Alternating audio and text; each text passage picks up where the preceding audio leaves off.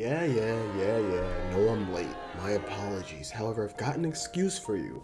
As soon as I... Dog, that's so weird. Every time I try to tell you my excuse, the camera just keeps cutting off, but I guess I'm not even gonna hold you. Chainsaw Man, chapter 101.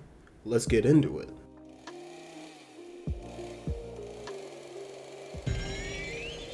Quick intro.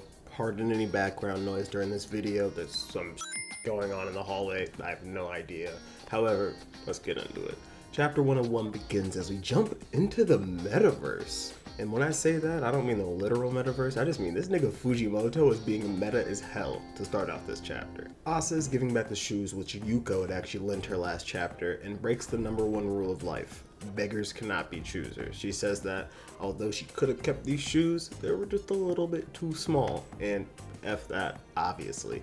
But they continue conversing, and you can just tell that this relationship between Yuko and Asa, if things don't go too poorly, should develop into a beautiful one. Asa and Yuko are sitting there talking, and they begin discussing going devil hunting after school. Knowing that there's going to be a lot of devils within town, Asa, surprisingly enough, says, "I'm down for it," continuing to show that she's just sort of breaking out of this shell which she currently hides in. But before you go devil hunting, you gotta fill up your tummy. You never want to go hunting on an empty stomach. And they go and get some taiyaki right before this hunt.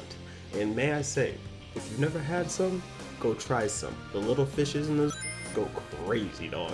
If you can get the red bean or matcha flavored, my favorite personally, taro flavored, like so different. However, while eating, Yuko and Asa are talking. Yuko mentions that, why isn't Yoshida at school today?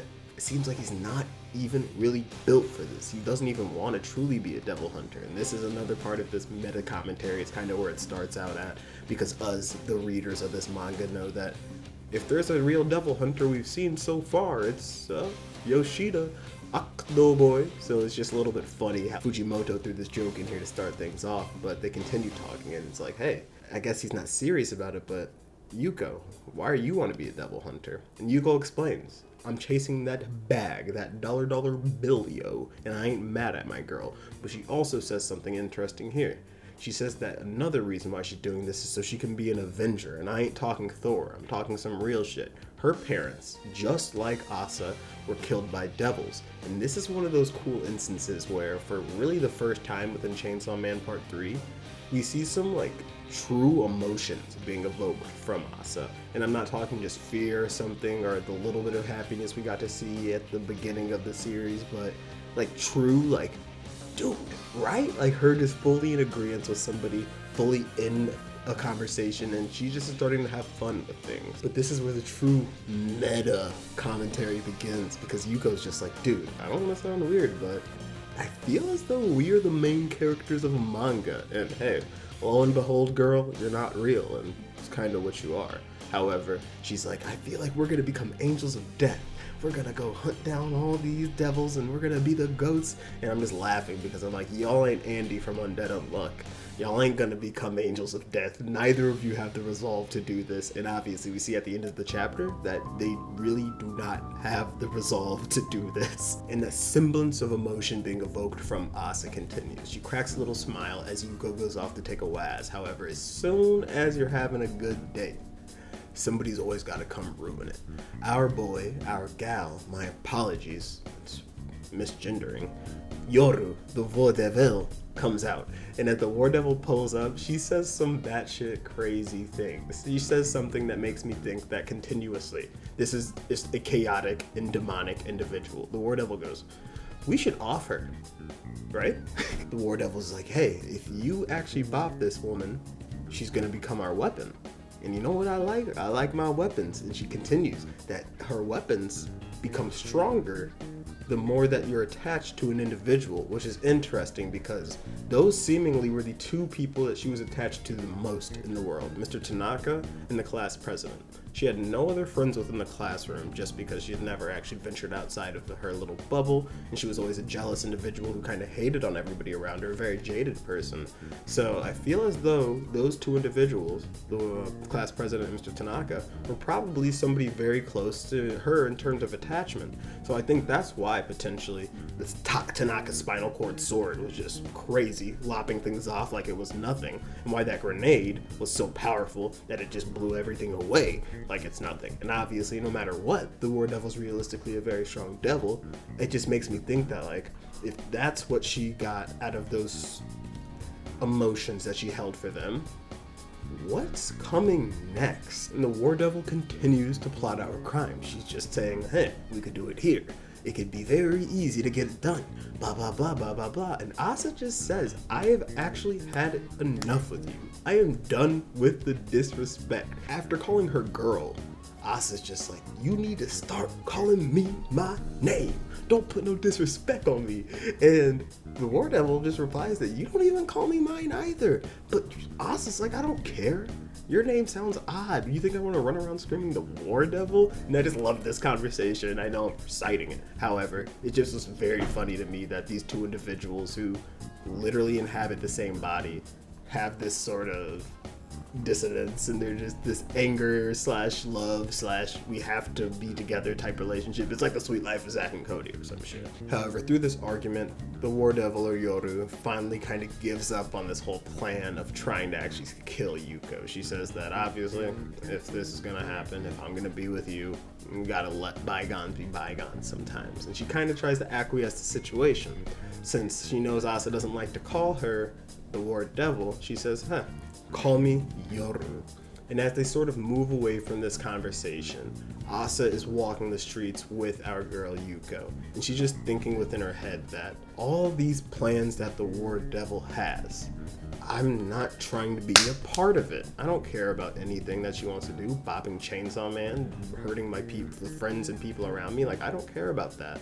And the reason she doesn't care about that is because currently she's having the most fun she's ever had in a very long time. Asa has not had these sort of feelings, and I think you can really feel that during this chapter. This, even in its funny sense of her still just being this shy, awkward individual who she is, you can see that she's slowly but surely beginning to come outside of her bubble. And since she really doesn't care about this, she's just going to continue her devil hunting trip. Her with her katana walking the streets. They walk past something interesting.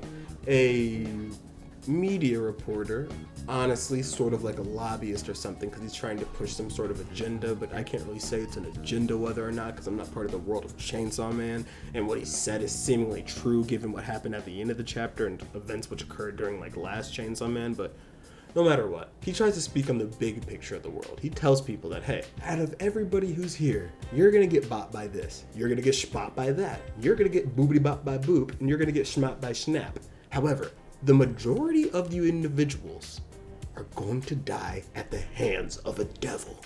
And celebrities don't like to talk about that. The news don't like to talk about that. So me, the realist out, I'm gonna talk about that. And I thought this was interesting, a very similar parallel to our world. The media doesn't really tell you shit, especially the shit that you like need to know. They just tell you about kittens and puppies and iced tea. However, sometimes you gotta venture out. Sometimes you gotta go learn the real things. And whether it's from a news reporter, because still there's an opinion and an agenda hidden within somebody's analysis of the world, somebody's gotta tell you the truth. And we see a little bit of validity in his statements. As Asa and Yuko are walking away, we see a interesting character.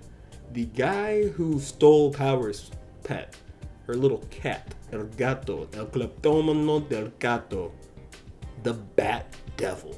It absolutely just bodies four individuals right in front of them, and they just sort of stand there in fear. And as they're standing there, they get a closer look at this devil just literally eating a human being, as the media reporter finishes off saying, mankind is at war with devils. And this got me interested, dog. So there's the idea that fearing something strengthens the devil. You know, for instance, tomatoes are not as scary as war.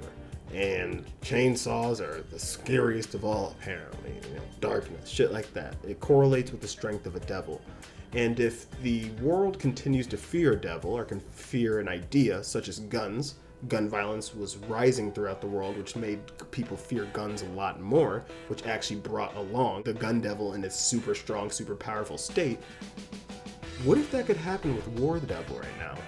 If them fearing war on devils continuously is injecting fear into society, can the War Devil just continuously grow in its strength, all at like the behest or like at like the hands of society, just continuously believing in it and being scared of it? I have no idea. But Yuko and Asa are obviously terrified. And as they stand there in fear, Yoru says some interesting shit. She says, I got bad news and I got bad news. The bad news is we can't beat this thing right now as Asa Mitaka. And the worst news is I just figured out I can't actually take over your body whenever you're overcome with fear. And I think this is interesting because it makes me think. The War Devil had spoken and said that I took over half of your brain. And I'm not a biologist, I studied economics, so I'm not the most versed in anatomy. However, from what I was learning a little bit on the internet and speaking with my brother who actually studied science, the regions for controlling those two functions, whether it be a motion or a motor function, are in different places in your brain. I think my brother was mentioning that like emotion would be somewhere here in the front of your brain, and then motor functions is somewhere back here. So it made me think that like the actual half of her brain which is controlled is the back half. She can control motor functions, which is why she can actually take over the body of Asa. However, the Asa having control over emotions, if she has an emotion which is so strong within her, such as fear, apparently the War Devil can't overtake her. That's obviously the justification, just my thought on it, but I don't know. I was just thinking deep about that shit. However, the War Devil tries to ease her emotions. She says, walk back, slowly but surely. And you know what them girls did? They did. Excited to see what happens in 102 because I feel as though, hopefully, sadly, it will be scary to see, Yuko getting schmapped or Yuko getting used to become a tool. However, it sounds like it could definitely happen. I hope it doesn't happen, which is why I was saying hopefully, but I have no idea, honestly, at this point. Fujimoto is not one to put sad shit like hide it or like try to not let it happen. Like he does not refrain from that. He does not care about us and our feelings. He doesn't care about building up a character for a couple chapters all to go so I'm hoping Yuko survives, and I'm hoping Asa doesn't even maybe potentially have to show off that she's the War Devil. Maybe Yoshida pulls up and just shows that he's really like that, but I don't think Yoshida would do that just due to the fact that I think he has to have a hint as to the fact that Asa Mitaka is hiding something big. And it's so interesting. We continuously are learning about the world of Chainsaw Man right now. The effects after what occurred with Chainsaw Man. How we thought that Japan was in this weird state given how Asa had actually explained where she lives. However, no, like it's really in a weird state. You got this media guy trying to say that like nobody's telling you the truth. You have people such as, like what Asa was mentioning, just a corrupt city. Nothing's being ran well. Money's not going where it needs to be. Just a whole crappy situation. And it looks like she's not lying. It looks like they are in dire straits, I guess to say. But I'm just hoping that we continuously build more upon like the effects of devils being in this world, and not just like in a small sense, like they're in the world at a grand scale. Think about like the doll devil. Like he had spread his powers to thousands of peoples around the world, and like that affected so many people whenever he got Cosmos, whenever he got Halloween. Like that shit's so freaking crazy. I have no idea. Last thing I gotta mention though, the Bat Devil. So the Bat Devil being back is hella interesting. Obviously, was one of the first villains within Chainsaw Man. Part 1. I think it was like the second arc was whenever the Bat Devil comes about because we gotta go save the cat so we can get some. As any man would. However, whenever the Bat Devil is introduced, he was a crazy little dude. Like, I'm not even going to talk about on YouTube that dude's ideology. However, all I can say to remind you is that this dude wanted to eat children and peer people, for lack of better words. So if he's got two like fresh, just young young ladies right in front of him, I think this dude might go crazy. However, the only thing I could think of as it being an interesting thing right here is that I wonder if he still has the same personality. He did get schmooped by Chainsaw Man in the first part, so potentially, and not even potentially, he obviously went to hell and came back. And Power had said, no matter what I come back as, no matter if I have the same personality or anything, like, just make sure, like, hey, be my friend. I'll be your friend. So it makes me think, like, did the Bat Devil come back with the same personality or not? I have no idea. If he did come back with that same demonic-ass personality, we're in for a rough one. However, if it's just a freaky-ass, weird-ass devil, then F him, bro. Like, we about to, maybe Chainsaw Man will pop out. Now that will be some, Dingy-kun. That might happen. Dingy-kun. I don't know. I need to put this out, though. I need to edit it. It's probably getting long. Hasta luego, mis amigos.